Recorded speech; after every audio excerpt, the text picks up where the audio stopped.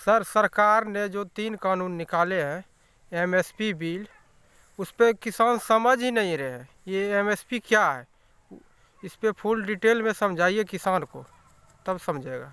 जहाँ तक एमएसपी की बात है तो संदीप जी, मैं आपको ये बोल दूं कि ये हाँ, चीज़ आप भी नहीं समझे हैं। हाँ, एमएसपी तो किसान मांग रहा है, हाँ, और किसान का जो कहना है कि भाई हम जिस चीज़ को नहीं लेना चाहते हैं उस हाँ, चीज़ को हमारे ऊपर ज़बरदस्ती क्यों थोप रहे हो। मोदी जी, आपसे हमको एक बात करना है कि अगर किसान नहीं चाह रहा है तो उसको समझाइए बढ़िया से कि आप बोलना आखिर क्या चाहते हैं, क्या बताना चाहते हैं, किसान का दशा कैसे सुधारना चाहते हैं। हाँ, अरे समझा दीजिएगा तो वही किसान शांतिपूर्वक अपना घर चल जाएगा। अब बाकी जो बिचौलिया चट्टे बट्टे बैठे हुए हैं उसको 4-4 लाठी लगेगा, स्वतः घर चल जाएगा। हाँ, अब हमारे गांव भी देखिए क्या है कि हम लोग सब मतलब कि आपके समर्थक हैं, हाँ, टोटल जेडीयू और मोदी समर्थक हैं।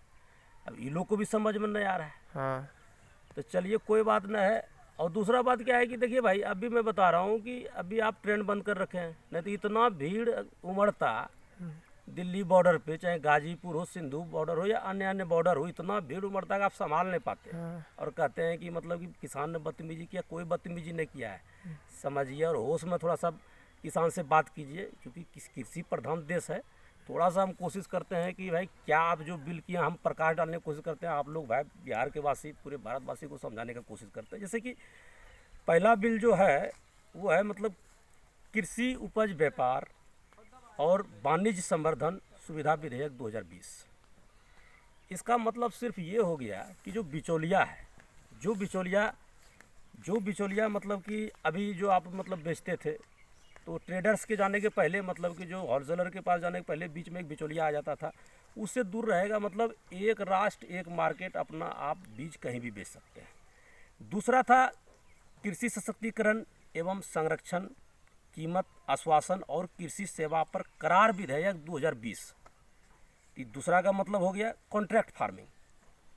आप देखे होंगे कि गांव के अगल बगल में या आपके गांव में ही एक बड़ा बड़ा लोग शेड बना देता है, और शेड बना करके मतलब कि उसमें मुर्गी पालता है, और देखोगे कि उसको बच्चा गाड़ी से ला के देता है, उसका खाने के लिए उसको फीड भी देता है, कुछ पैसा भी देता है बनाने उनने के लिए, कहीं मतलब ज़मीन भी अलॉट कराता है। तो ये हो गया कॉन्ट्रैक्ट फार्मिंग। तो अब जैसे कि इसके तहत क्या होता है कि भाई निजी कंपनी जो है आपका उत्पाद खरीदेगा, जो भी गेहूँ चावल बाजरा जो भी आप उगाइएगा उसको निजी कंपनी खरीदेगा, और किसान तय कीमत जो है आप तय कीजिएगा, ठीक है।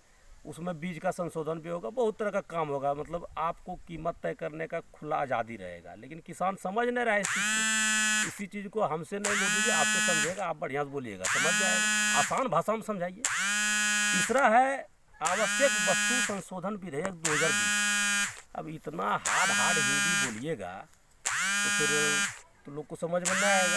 तीसरा का मतलब हो गया भाई अनाज में जैसे आता है आवश्यक वस्तु का जो भी मतलब आवश्यक वस्तु की श्रेणी और सूची में जो भी आता है, जैसे प्याज हो गया, दलहन हो गया, खाद तेल हो गया, ये सबको जो है आवश्यक वस्तु के श्रेणी से दूर रखा गया है। इसी चीज़ को अगर आवश्यक वस्तु की श्रेणी में रखा जाता था तो बड़ा बड़ा मतलब होलसेलर क्या करता था, बड़ा बड़ा अमीर लोग सब क्या करता था, इसका मतलब थोक जमा कर लेता था। एक बार जमा करने के बाद जो है कीमत बढ़ा देता था। तो साल के किसी महीने में आपको सुनने में आता होगा कि प्याज का रेट 100 रुपये किलो हो गया, आलू जो है 50 रुपये किलो हो गया। तो ये सब चीज़ ये विधेयक आ जाने के बाद तीसरा विधेयक जो हम बोले आवश्यक वस्तु संशोधन विधेयक 2020, तो इस तरह का समस्या नहीं आएगा। तो ये किसान समझ में नहीं रहा है, और जो समझ रहा है वो वहाँ पे मतलब सिंधु बॉर्डर गाजीपुर बॉर्डर पे मतलब बदमाशी करवा रहा है। लेकिन आपको ये भी समझना होगा कि सिंधु और गाजीपुर बॉर्डर पे जो मतलब जो किसान वहाँ जमा हुए हैं, वो किसान गरीब हैं। वो अपना मतलब 1-1 2-2 क्विंटल मतलब कि गेहूं बेच करके ट्रैक्टर में तेल डाल के गए हैं, उसको किसी तरह का जुर्म बर्दाश्त नहीं होगा। अगर आप इस तरह से कीजिएगा तो हमारे गांव का या हमारा जो भी लोग, हमारा समर्थक जो भी है, तो वो आपको भी वोट नहीं करेगा। इसलिए उसको समझाइए, और यही सबके लिए हित की बात होगा। पूरे बिहार, पूरे भारत सबके हित में यही होगा। ठीक है, धन्यवाद।